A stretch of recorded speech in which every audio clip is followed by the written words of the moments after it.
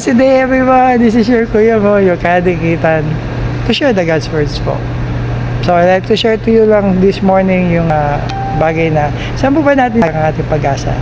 Lalo na po, nandun na po tayo sa kalalagayan na down na po tayo, lalo pa tayo may kasakitan. At hindi na po natin alam kung ano pa yung gagawin. Even the doctors cannot heal you, or wala kang panggastos para sa bagay na yun.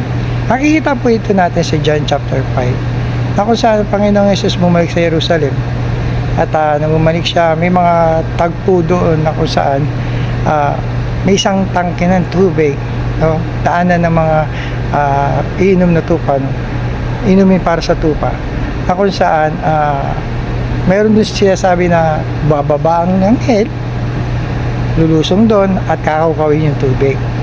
Ngayon, pag kinakawin niya yung tubig, paunahan na lang daw po kung sino unang makakalublob, kasi unang makakalublob ay magkakaroon ng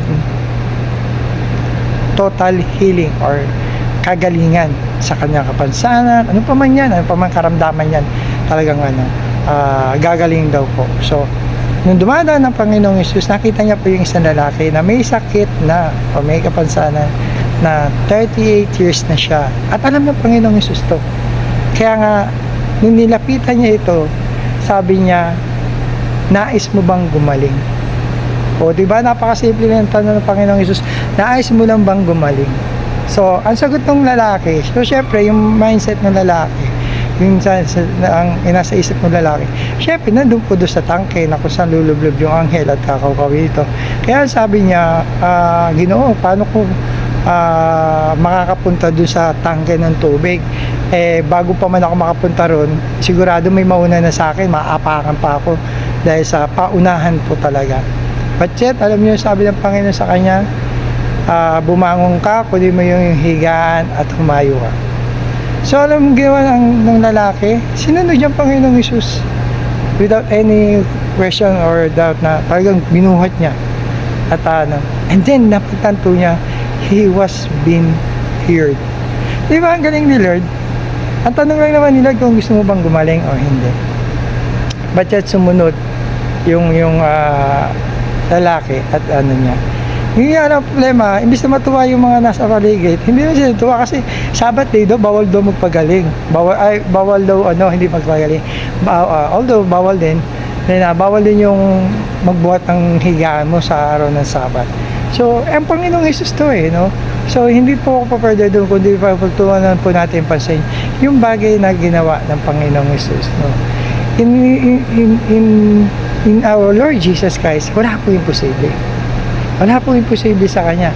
Kahit na anong karamdaman yan, anong may kasakitan yan, kayang-kaya Kanya pong pagalingin. If you put your faith in Him, no? Magtitiwala ka sa Kanya, manampalataya sa Kanya, na kaya Kanyang pagalingin at gagaling ka. Do what He says, dahil nung lalaking bumangon ay ginawa niya without any reasoning na although nandun yung reasoning niya ng una kasi nakafocus siya doon sa tangke ng tubig, no, but yet nung sinabi ng Panginoong Hesus na bumangon ka, dalhin mo yung ginawa niya po. So simple lang po.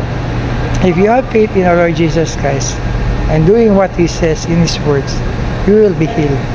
Because wala pong hindi kayang gawin ng Panginoong Hesus. So napakasimple lang, diba? Kaya nga sa oras na ito, I would like to pray for you. Kayo may mga kasakitan dyan na nararanasan sa buhay, no? Patuloy niyong itiwala, ilagak ang iyong pananampalataya sa Panginoong Hesus. Because only Lord Jesus can heal you.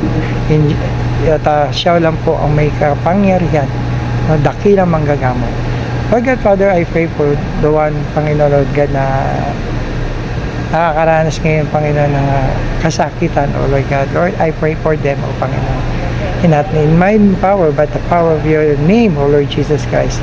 Lord, let them be healed, Panginoon Lord God, Father, in Jesus' name, Lord. Lord, maraming salamat dahil lahat ng ito, Panginoon Lord God, Father, ay para lamang sa iyong kaluwalhatian, O Diyos.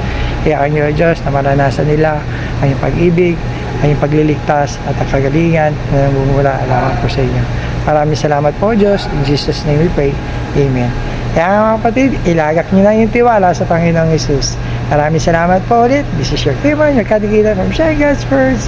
God bless. Stay safe. Shalom.